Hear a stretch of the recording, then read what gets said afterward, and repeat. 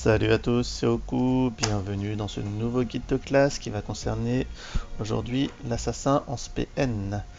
L'assassin en SPN, c'est très fun à jouer, ça fait énormément de dégâts et c'est très clairement une des SP méta du moment. Donc si vous voulez vous amuser en faisant beaucoup de dégâts, vous êtes au bon endroit. Sigrid, Simi, je vous conseille d'être attentif.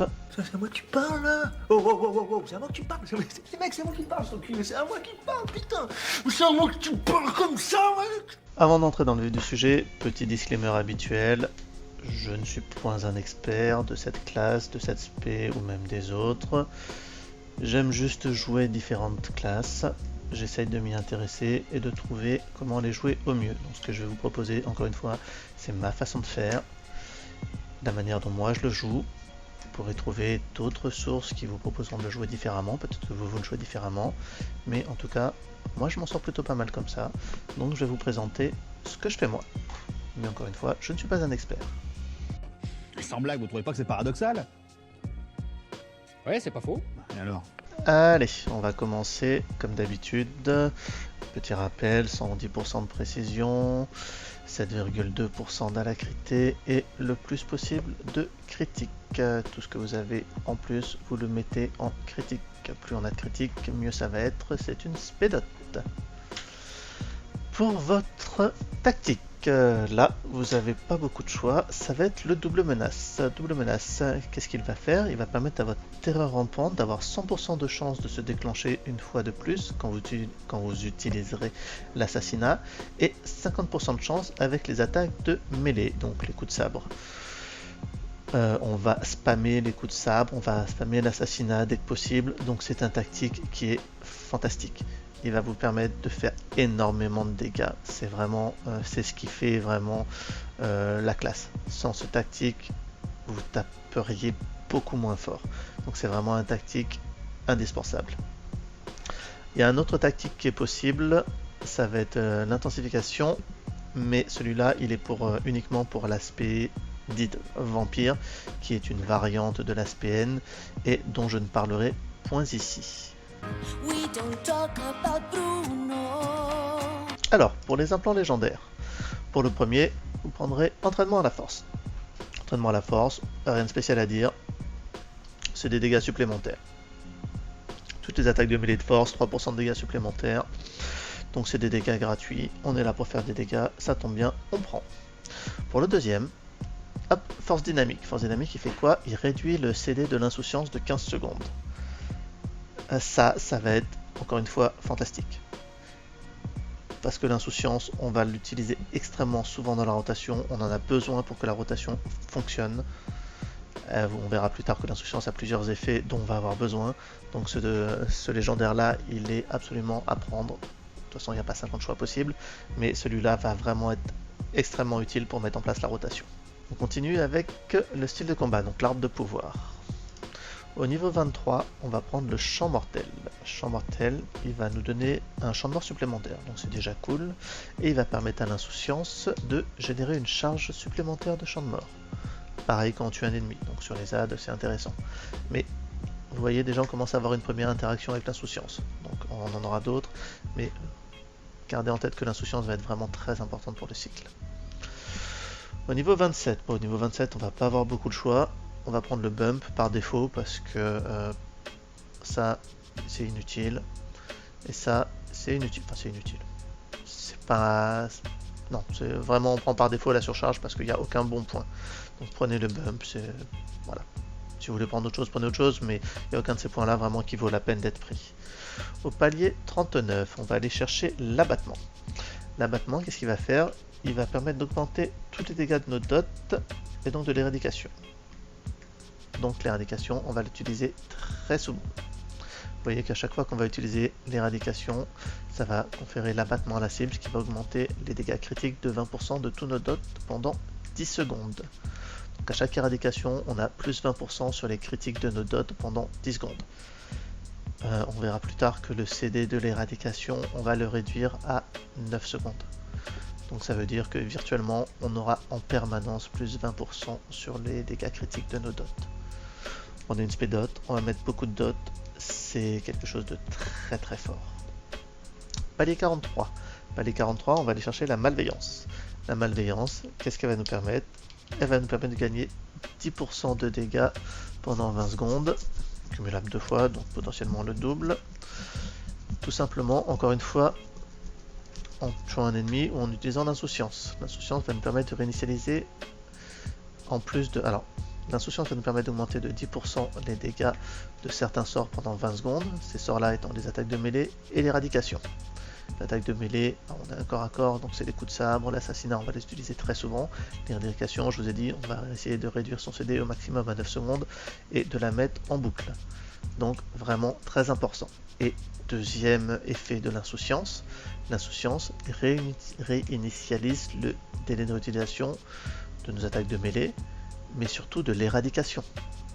Très important, l'éradication, ça va être vraiment primordial de la mettre le plus souvent possible, donc l'insouciance va nous permettre d'utiliser l'éradication plus souvent. Donc encore une fois, indispensable. Palier 51. Alors, moi ce que je prends ici, c'est le fantôme informe. Pourquoi? Pour la réduction de dégâts d'AOE 30%. Ça permet d'être quand même beaucoup plus solide. C'est pour moi indispensable. Après, si vous voulez, vous pouvez réduire le CD du Vanish. Ou, bon, ça c'est clairement un point PVP, hein, la déflexion qui immunise contre les bumps, les machins, tout ça. Donc ça en PVE on s'en fout. Réinitialiser les CD du Vanish. Vu que le Vanish permet plus de sortir de combat, c'est pas indispensable. Vraiment, moi je vous conseille le fantôme informe. Niveau 64. Alors là, moi je prends la phase de force. Pourquoi? Pour tout simplement l'anti-route. Voilà, ça permet effectivement de pas être coincé, de pas être emmerdé quand on est corps à corps. Si on est loin du boss et qu'on est route ou qu'on est slow, c'est chiant. Donc là, ça permet de se libérer. Attention à ne pas utiliser sur des boss comme Blaster Master où on a besoin de garder le buff qui nous maintient au sol. Donc si vous le prenez, faites attention. Vous pouvez éventuellement prendre le vilipendage aussi si vous voulez faire plus d'AOE. L'assassin N en AOE est clairement extrêmement fort. Donc si vous prenez en plus l'augmentation de 25% sur la lacération, sachant que la lacération c'est ce qui va vous permettre de spread vos dots, vous allez spread et taper vraiment fort. Donc là en vrai il n'y a pas de mauvais choix. Vous pouvez prendre ces deux là, clairement la vitesse déroutante on s'en fiche. Donc vous choisissez entre ces deux là, il n'y a pas de mauvais choix. Palier 68, là pour le coup il n'y a pas de choix du tout, parce que le linceul, voilà, il n'y a pas besoin d'en dire plus. Si vous prenez pas le linceul, c'est un très mauvais choix. Palier 73, là encore une fois, vous n'allez pas avoir le choix du tout. Vous allez prendre la hâte du faucheur. Pourquoi? Tout simplement parce que ça va être une partie extrêmement importante de notre rotation. Que va faire la hâte du faucheur? Ça va faire que le pas fantôme va nous permettre d'utiliser notre assassinat sur n'importe quelle cible. L'assassinat, normalement, il est utilisable seulement si les cibles ont 30%, enfin moins de 30% de PV. Là, le pas fantôme va nous permettre de l'utiliser. L'assassinat va être un de nos fillers grâce au pas fantôme. Si on utilise le pas fantôme, on aura l'assassinat, on pourra l'utiliser plus souvent. Donc vraiment, ce point-là est obligatoire. L'assassinat doit être une part indispensable de notre rotation. Alors, vous avez le voile de folie. Le voile de folie, il fait quoi? Il va faire que le Vanish vous donne le linceul pendant 2 secondes. Ça peut être intéressant sur certains combats où vous savez que vous aurez à vous dispel régulièrement. Typiquement Nefra. Vous aurez une petite perte de DPS en prenant celui-là à la place de la hâte de faucheur, mais si vous êtes sur un boss où vous devez vous dispel régulièrement, pensez à prendre ce point-là. Vos healers apprécieront. Quand tu la vois, tu fais waouh. Ouais, non, c'est pas terrible. Ouais, parce que Sur ce, moins de blabla, plus de dégâts. Voyons justement comment faire ces dégâts. Donc la SPN est une spédote, ce qui veut dire, vous le savez, que nos sorts en eux-mêmes ne vont pas faire beaucoup de dégâts directement, mais par contre ils vont en faire énormément sur la durée. On prend l'exemple, la terreur rampante. Terreur rampante, vous voyez, à l'impact, elle fait quoi? Elle fait 4000 dégâts. C'est pas génial. Sauf que sur la durée, au total, elle va faire entre 30 et 40 000 points de dégâts en 18 secondes. C'est vraiment un sort qui va faire énormément de dégâts, alors qu'au début, ça fait pas grand chose. Donc, spédot, nos 3 principaux dots, ça va être justement la terreur rampante. Terreur rampante, faites attention que pendant les 2 premières secondes où vous allez l'appliquer, elle va route la cible. Donc si vous êtes dans une situation où vous voulez AOE ou vous voulez spread dot, attendez que les mobs soient paqués, parce que si vous allez mettre votre terreur rampante sur un mob qui est loin, il va être route pendant 2 secondes, il va pas venir tout de suite avec les autres. Donc potentiellement vous allez rater votre spread dot. Ce qui n'est pas vraiment dérangeant en assassin, parce que le spread dot se fait avec la lacération que vous pouvez spammer. Contrairement à vos cousins sorciers folie. Donc terreur rampante, ça route la cible pendant 2 secondes, ça va faire, hop, grosso modo 35 000 points de dégâts pendant 18 secondes.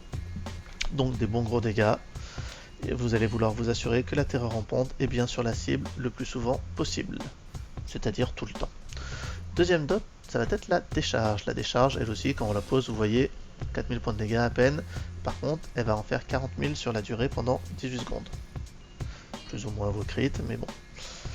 Encore une fois, ça va faire énormément de dégâts, donc on va vouloir que la décharge soit sur la cible en permanence.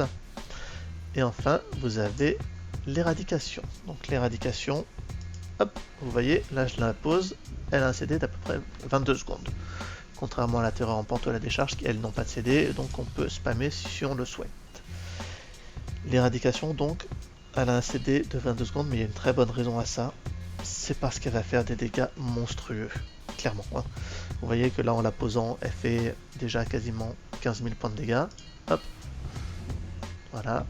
Et en plus, elle va en faire environ 30 000 sur la durée pendant 6 secondes. Donc c'est vraiment l'éradication monstrueux en termes de dégâts. C'est quelque chose, vous ne devez pas rater votre éradication dans votre cycle. Ça va être très très important. Donc on a vu le CD 22 secondes. Ça paraît long, mais sachez que ce CD, on va pouvoir le réduire largement. Donc on pourra quand même pas la spam, hein. Souvenez-vous-en, mais de 22 secondes, on va le passer à approximativement 9 secondes. Ce qui sera déjà monstrueux. Les dégâts de l'éradication vont vraiment être très très forts. Alors, vous avez peut-être remarqué justement quand je pose mes dots que mon assassinat là se met à clignoter. Pourquoi? L'assassinat, je vous rappelle, normalement c'est utilisable seulement sur les cibles qui ont moins de 30% PV. Seulement, avec l'aspect N, à chaque fois qu'on va utiliser des dots, on va avoir 30% de chance de faire proc notre assassinat. Donc des dots, on en a tout le temps sur la cible, l'assassinat il va proc très régulièrement. N'oubliez pas non plus qu'on peut le faire proc, hop, avec le pas fantôme. Donc voilà, on pose nos dots sur la cible et à chaque fois que les dots vont faire des dégâts, on a 30% de chance que l'assassinat soit disponible. Grosso modo, là aussi, on va l'avoir à peu près toutes les 9 secondes. Donc dès que ça brille, vous cliquez sur l'assassinat. À partir du moment où l'assassinat est disponible, ce sera votre healer principal, parce que c'est lui qui fait le plus de dégâts tout simplement. Hein. Une frappe d'assassinat, c'est quasiment 30k, là où une frappe de sabre, voilà, c'est 2000. Donc la question, elle est vite répondue. Alors, vous avez peut-être remarqué autre chose aussi pendant le cycle. Hop, c'est que on met nos dots sur la cible, l'éradication, elle est sous CD. Je tape, ah, et ben voilà, mon éradication, elle clignote, elle est à niveau disponible. Alors, vous vous demandez sûrement comment ça se fait. Tout simplement, elle s'allume pour nous signaler qu'elle est à nouveau disponible et qu'on a réussi à reset son CD de 22 secondes. Pourquoi? À chaque fois qu'on va faire des frappes de mêlée sur une cible, sur laquelle notre décharge est déjà posée, sachant que la décharge, merci d'arrêter d'évade, merci, la décharge et la terreur rampante, elles seront tout le temps sur la cible. Mais à chaque fois qu'on va faire des frappes de mêlée, donc un coup de sabre en fait, un coup de sabre assassinat, on a une chance de réduire le CD de l'éradication. On va pas pouvoir à chaque fois le réduire, vous voyez. Bon, là il n'y a pas la décharge, donc ça va pas marcher. Hop, ça ne peut se produire que toutes les 9 secondes. Ça veut dire que toutes les 9 secondes, là je peux taper, bon, ça fera rien. Mais quand ce sera arrivé à 9 secondes, je pourrai à nouveau reset le CD de mon éradication. Voilà. Donc toutes les 9 secondes en fait, on va pouvoir reset le CD de l'éradication. Au lieu d'attendre son CD de 22 secondes, on va pouvoir la spam entre guillemets toutes les 9 secondes. Donc beaucoup plus souvent. Donc on va faire énormément de dégâts. Jusqu'ici tout va bien. Jusqu'ici tout va bien. Jusqu'ici tout va bien. Et voilà, on vient de voir donc les premières interactions qui existent entre les différents spells. On a vu que donc on allait devoir en permanence appliquer nos dots, que nos dots vont avoir une chance de faire proc l'assassinat, et que frapper la cible sur laquelle la décharge est présente avec des coups de sabre va nous faire proc l'éradication toutes les 9 secondes. Voilà, ça ce sont les premières interactions qu'on a vues. Maintenant, parlons du champ de mort. Le champ de mort, qu'est-ce qu'il va faire? Hop, vous voyez, là je pose mon champ de mort, il a posé 15 stacks de marques de mort sur ma cible. Ces stacks, chacun de ces stacks va augmenter de 15% les dégâts de nos dots. Donc autant dire que le champ de mort, on va devoir en abuser pour augmenter les dégâts de nos dots. Et principalement, on va vouloir booster les dégâts de l'éradication. C'est notre dot qui va faire le plus mal, donc on veut au maximum profiter des stacks de marques de mort sur l'éradication. Donc vous verrez que le cycle va s'articuler de manière à ce qu'on bénéficie le plus possible de ces marques de mort pour mettre notre éradication. Alors, pendant que je suis dans les sources de dégâts, on va continuer la correction. La correction, vous l'oubliez, vous l'enlevez de votre barre. La correction, vous ne vous en servirez pas. Pourquoi? Parce que déjà, elle fait pas tant de dégâts que ça, comparé aux autres fillers possibles, et surtout qu'elle va vous drainer beaucoup de force. Vous voyez, pour faire... Allez, 10 000 points de dégâts, elle me prend 20 points de force. Donc non, ça vous l'oubliez, vous l'enlevez de votre barre de sort. Autre coup que vous pourrez utiliser, la frappe aspirante. Alors, la frappe aspirante c'est intéressant parce qu'elle va vous permettre non seulement de faire des dégâts, mais en plus de vous soigner. Vous voyez, hop, j'ai fait 12 000 points de dégâts, elle me remet 12 000 points de PV. Donc ça permet de se self-sustain un peu, mais c'est plus utilitaire qu'autre chose. Ici, on ne va vraiment pas l'utiliser énormément. Si vous jouiez l'aspect vampire, donc la variante de l'aspect N, qui permet d'avoir un énorme self-sustain, là vous pourriez spammer la frappe aspirante. Mais dans notre cas, absolument pas. Ce que vous allez pouvoir spammer, ce que vous allez devoir spammer, ce que vous allez utiliser le plus possible, c'est votre coup de sabre, votre coup blanc. Grâce à notre tactique, je vous rappelle qu'il a 50% de chance de déclencher la terreur rampante.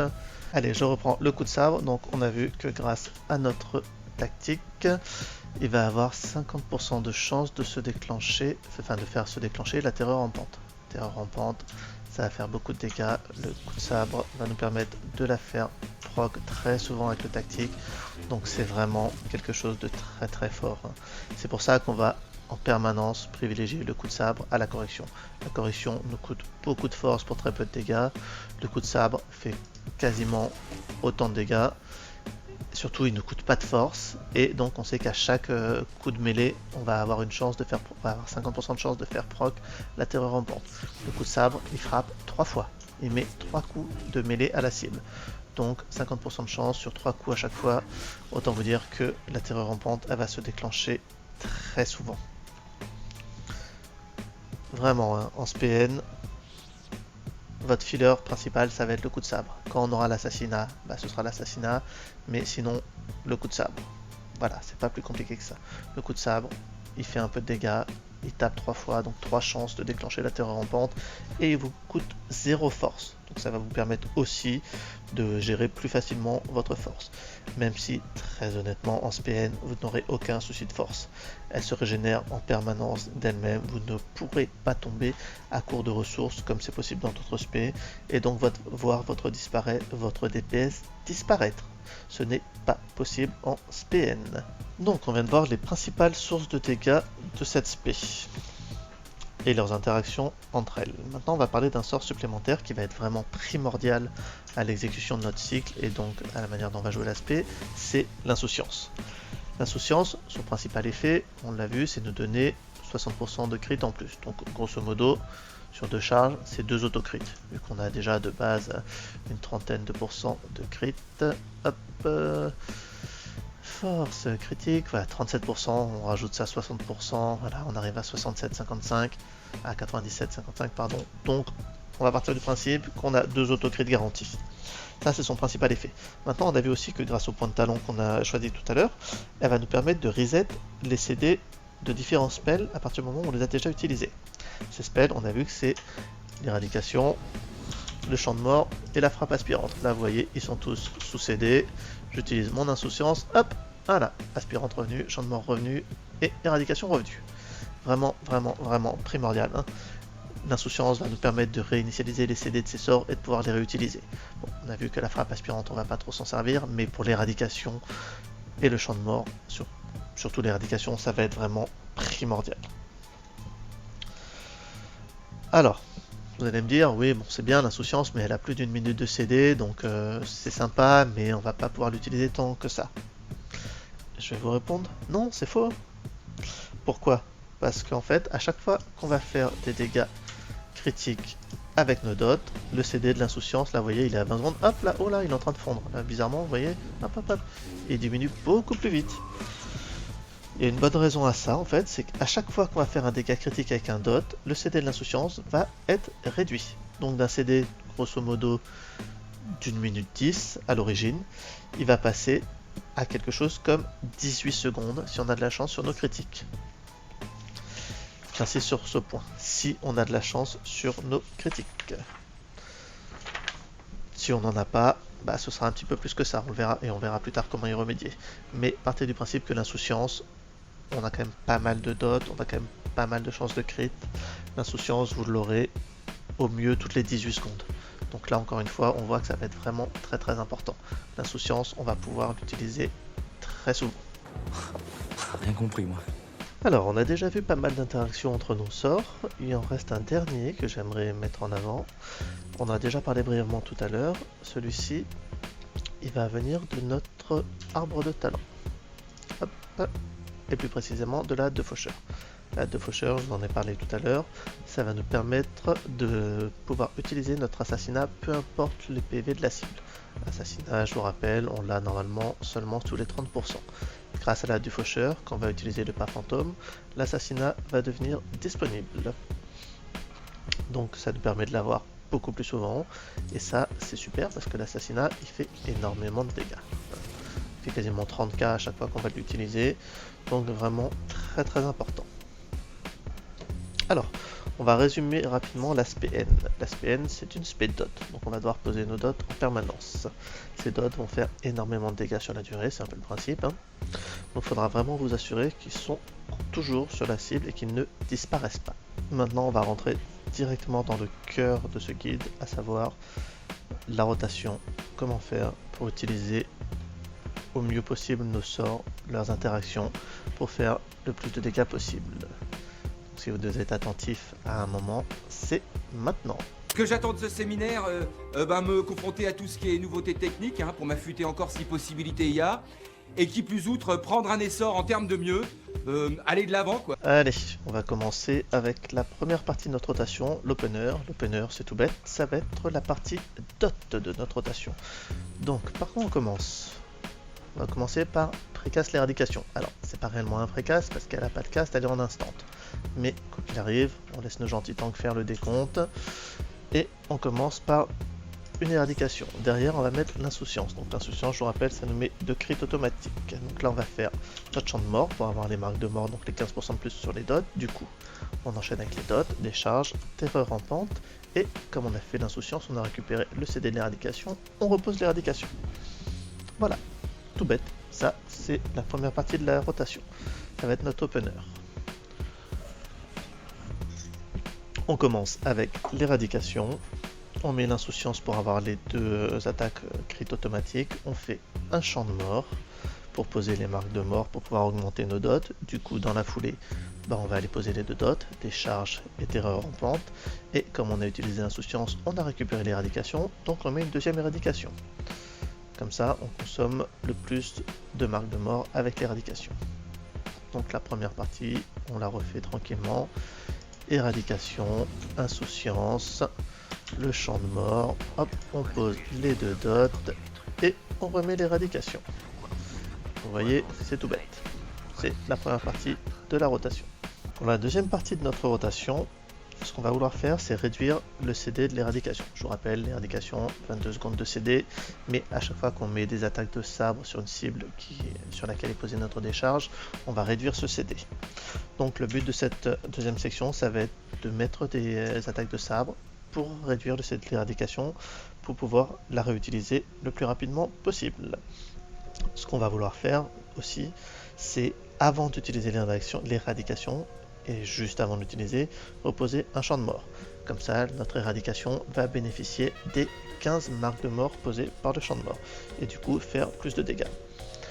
Du coup, la deuxième partie de notre rotation, on a les dots de la première partie, elle va se constituer d'un filler, d'un deuxième filler, d'un champ de mort et d'une éradication.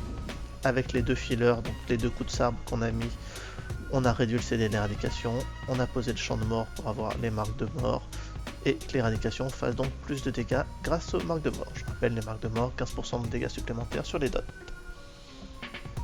Donc très simple. Sur cette deuxième section, on va utiliser deux fillers, puis le champ de mort, et enfin l'éradication.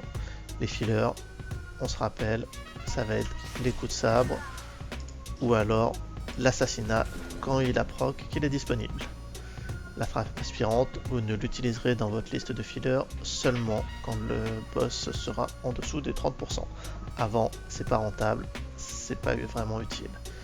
La correction, vous pouvez littéralement l'enlever de votre barre de sort, vous ne vous en servirez jamais. Allez, troisième partie du cycle.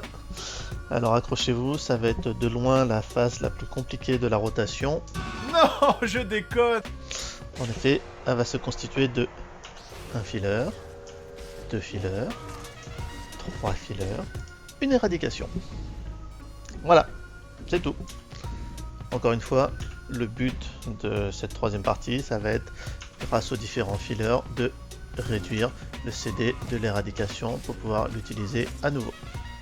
Je vous rappelle, chaque coup de sabre va nous permettre de, si à condition, allez, hop, non, merci, à condition que la décharge soit posée sur la cible, voilà, on peut refaire proc l'éradication grâce au coup de sabre, toutes les 9 secondes. Donc là, on va attendre un peu à nouveau que le CD soit arrivé à 9 secondes. Oh bon, on a perdu la décharge, on s'en fout. Bref, toutes les 9 secondes, vous pourrez refaire proc votre éradication grâce au filler. Donc le but de cette troisième section, ça va être les fillers, 3 fillers, pour refaire pop l'éradication.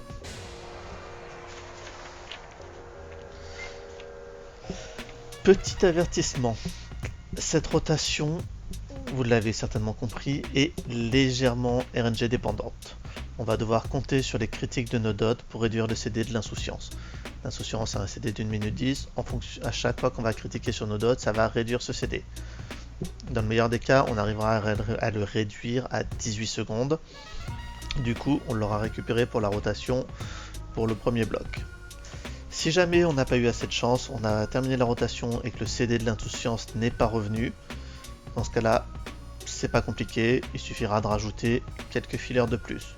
Un ou deux coups de sabre, ça devrait suffire à réduire ce CD. S'il vous reste moins de 10 secondes sur l'insouciance, vous mettez un ou deux coups de sabre maximum et ça devrait suffire. Au pire, voilà, vous aurez normalement, au moment où vous devez réutiliser l'insouciance, donc quand vous revenez au début de la rotation, s'il vous reste encore 10 secondes, c'est pas grave. Ce sera, je pense, le pire des cas, vous mettez un ou deux coups de sabre et c'est réglé. Si vous avez plus que 10 secondes, si à la fin de la rotation vous n'avez pas fait assez de critiques, donc vous n'avez pas pu récupérer le CD de l'insouciance, bah, la seule chose que je peux vous dire c'est soyez plus chanceux. En ce qui concerne les fillers justement, on l'a vu, la priorité pour vos fillers ce sera l'assassinat quand il est disponible. Dès qu'il est disponible, qui clignote, vous savez que votre prochain filler dans votre cycle ce sera un assassinat. Il fait beaucoup plus de dégâts, donc à privilégier. Le reste du temps, bah, votre filler principal ça va être le coup de sabre. Le coup de sabre, je rappelle, il est gratuit en force, donc il vous permet de gérer un peu mieux votre ressource. Il tape 3 coups de mêlée sur la cible, donc intéressant pour faire proc la terreur rampante grâce aux tactiques. La frappe aspirante, on l'a vu tout à l'heure, c'est un sort intéressant, ça heal en même temps que ça fait des dégâts. Malheureusement, ces dégâts sont pas suffisants pour qu'elle puisse prendre une place importante dans notre liste de fillers. Et qui plus est, la frappe aspirante c'est un seul coup. C'est un seul coup, là où le coup de sabre va en donner 3. Donc le coup de sabre va faire beaucoup plus proc la terreur rampante grâce à nos tactiques que la frappe aspirante. Donc la frappe aspirante, elle ne sera utilisée en filler, on l'a vu que dans la phase de burn, c'est-à-dire sous les 30% du boss. Pourquoi? Parce que quand le boss est en dessous de 30%, la frappe aspirante va bénéficier de 20% de dégâts supplémentaires. On l'a vu dans les arbres de talent tout à l'heure. Donc on récapitule les fillers. Principal, l'assassinat, c'est la priorité absolue quand il est disponible. Sinon, coup de sabre. Et sous les 30%, vous pouvez caler la frappe aspirante, mais pas avant. Bah arrête, j'ai compris là, c'est bon. Allez, on récapitule pour la rotation complète avant de faire une petite démonstration. Donc je vous rappelle, en l'opener, on mettra l'éradication. Parce que derrière, on va utiliser l'insouciance et que ça va reset son CD, on pourra l'utiliser 2 fois. Donc en opener, on va faire l'insouciance, enfin l'éradication, suivi de l'insouciance pour les 2 autocrits et reset le CD. Donc éradication, insouciance, champ de mort pour poser les marques de mort sur la cible. On suit avec les 2 dots, donc la décharge, la terreur rampante. Et on remet l'éradication. Ça, c'était le bloc 1. Pour le bloc 2 de la rotation, on passe sur un filler, 2 fillers, le champ de mort et l'éradication. On passe au dernier bloc de la rotation qui se constitue de 3 fillers et une dernière éradication. Et voilà, et on reprend du début avec insouciance, champ de mort, les 2 dots, terreur rampante et décharge, suivi d'une éradication. On passe au second bloc qui est constitué de 2 fillers, un champ de mort, une éradication, et le bloc 3 qui est 3 fillers, une éradication. Et rebelote, on repart du début. Allez, on va faire une petite démonstration histoire de vous montrer concrètement ce que va donner la rotation. Donc n'oubliez pas, on commence avec l'éradication, l'insouciance, le champ de mort, hop, la décharge, la terreur rampante, une autre éradication, un filler, 2 fillers, le champ de mort, l'éradication, et là on est sur 3 fillers, donc 1, 2, 3, hop la éradication, vous voyez l'insouciance est revenue, donc insouciance, champ de mort, et on repart avec les dots, décharge, terreur rampante, éradication, hop, un filler, 2 fillers, éradication, un filler, 2 fillers, 3 fillers, l'éradication revient, éradication, insouciance, champ de mort, et on repose les dots, décharge, terreur rampante, éradication, là on repart sur 2 fillers, 1, 2, éradication, et là, 1 filler, 2 fillers, 3 fillers, l'éradication revient, éradication. Vous voyez là, l'insouciance n'est pas revenue, on met un filler de plus, elle revient, insouciance, champ de mort, éradication, et on remet les dots. Parti, et on continue encore et encore et encore et encore.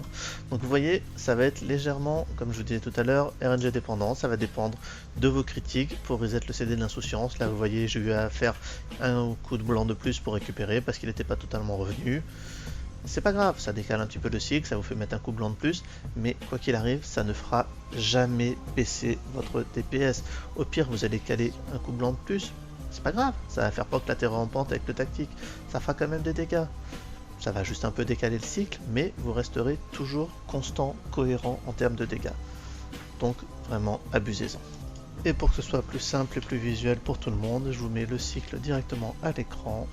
Donc vous l'avez, vous commencez par l'éradication, insouciance, champ de mort, vos 2 dots, terreur rampante, décharge, éradication, un filler, 2 fillers, champ de mort, éradication, un filler, 2 fillers, 3 fillers, éradication, et vous reprenez au départ. C'est aussi simple que ça. Je vous ai mis là les quelques petites variantes que vous allez utiliser. La lacération, c'est pour quand vous voudrez spread dot. Le pas fantôme qui va vous permettre de faire proc l'assassinat, donc qui va remplacer un de vos coups de sabre en termes de filler. Et la frappe aspirante, on l'a vu tout à l'heure, qui va remplacer un des fillers quand le boss sera en dessous des 30%, pas avant. Voilà, comme ça vous avez aussi la version visuelle du cycle tout bête de la SPN. Et voilà pour la rotation. Si vous arrivez à la retenir, si vous arrivez à la reproduire, je vous garantis que vous ferez énormément de dégâts. Mais vraiment énormément. L'assassin N aujourd'hui est clairement le DPS méta du moment. Si vous n'avez pas de Maraudeur Fury dans votre groupe, vous devriez toujours être devant vos petits camarades sur le parse. En permanence. Pour vous donner un ordre d'idée, j'ai fait quelques poteaux, j'en fais pas énormément, mais c'est avec l'assassin N que j'ai fait les meilleurs parses. Là, mon plus gros poteau est à 28k2. Clairement, on peut faire mieux, hein. Il y a des top parses qui sont au niveau des 30k, donc on peut faire mieux, mais déjà à 28k, je trouve que c'est pas dégueulasse. Donc, vous devriez toujours être devant au parse. Si vous ne l'êtes pas, j'ai qu'une chose à vous dire. Sortez-vous les doigts du cul! Alors, quelques petites précisions avant de terminer ce guide. Souvenez-vous que sous les 30%, vos dégâts vont devenir encore plus terrifiants. On a vu tout à l'heure avec le talent mort inéluctable que quand vous êtes sous les 30% du boss, ça va booster tous les dégâts du champ de mort, de l'éradication et de vos dots de 30%. Que la frappe aspirante, elle, va gagner un buff de 20% grâce au point de talent également. Donc, vraiment, sous les 30%, votre DPS déjà de base est énorme. Sous les 30%, il va devenir totalement terrifiant. Donc, vous savez que votre phase de burn, votre DPS qui était déjà très haut, va encore progresser. Quelques mots rapidement aussi sur le multi. L'assassin N est très fort en mono-cible, il l'est encore plus en multi-cible. C'est pas compliqué, vous êtes une spé dot, vous allez pouvoir spread vos dots, mais pour spread vos dots, on l'a vu tout à l'heure, je vous le rappelle, ça va être la lacération. La lacération, c'est tout bête, vous allez pouvoir toucher 8 cibles, donc vous allez spread sur 8 cibles, et surtout, c'est un sort que vous pouvez spammer. Donc, spread les dots, c'est extrêmement facile en assassin N. Vraiment, c'est la classe méta du moment. Si vous avez un sorcier folie avec vous dans le groupe, moquez-vous de lui. Tu sais pas jouer, Jack. T'es mauvais. Lui, il a un spread toutes les 13 secondes avec son champ de mort. Et encore, ça c'est s'il rate pas. S'il rate, et bah tant pis pour lui. Il avait qu'à jouer la classe supérieure comme vous. C'est son problème, pas le vôtre. Vous pourrez toujours spread sans aucun problème. Et vous allez faire en AOE des dégâts juste monstrueux. Et voilà, c'était Oku avec le guide de classe sur l'assassin N. Je pense vous avoir montré comment utiliser au mieux de ses capacités cette classe. En tout cas de la manière dont moi je la joue. Vous avez vu que c'est une classe très fun à jouer, qui va faire des très gros dégâts et surtout des dégâts constants. Et ça vraiment pour un groupe en progression c'est génial parce qu'on sait que d'un try à l'autre on va pouvoir compter sur vos dégâts, qu'il n'y aura pas une grosse variation. Vous ne tomberez jamais à court de ressources et donc vous ne verrez jamais votre DPS disparaître. Aucun problème là-dessus. Profitez-en, cette classe en ce moment elle overperforme un peu, donc c'est le moment, vous devriez toujours être devant tout le monde. C'est vraiment très fun à jouer et vous allez voir de très gros chiffres sur le parse. Donc voilà, c'était mon guide de classe. Le prochain, je sais pas encore sur quoi je vais le faire. Peut-être faire une petite pause parce que là j'en ai enchaîné quelques-uns en pas longtemps. Comme d'habitude, je reste disponible. N'hésitez pas si jamais vous avez des questions. Oui. Deux, très brèves. Primo, pourquoi est-ce que je perds mon temps avec un branquignol dans ton genre, alors que je pourrais faire des choses beaucoup plus risquées? Comme ranger mes chaussettes, par exemple.